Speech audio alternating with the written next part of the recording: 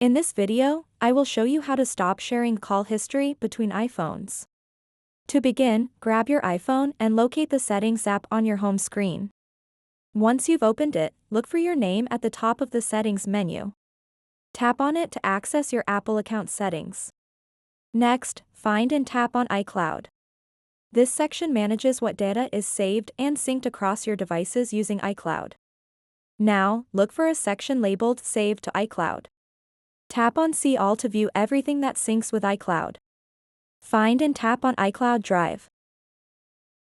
Toggle off the switch next to sync this iPhone. A prompt will appear asking if you're sure about turning off syncing. Tap on Turn off syncing iCloud Drive to confirm. Now that you've managed iCloud Drive settings, go back. Scroll down until you find Phone and FaceTime. This is where call history synchronization occurs between devices linked under one Apple ID. Simply toggle off the switch next to Phone and FaceTime. So that wraps up this tutorial. If you have any questions about this whole process, please let me know in the comments section below. And if this video helped you out, please give it a big thumbs up and subscribe to this channel for more tutorial videos like this one. Thank you so much for watching and have a good day.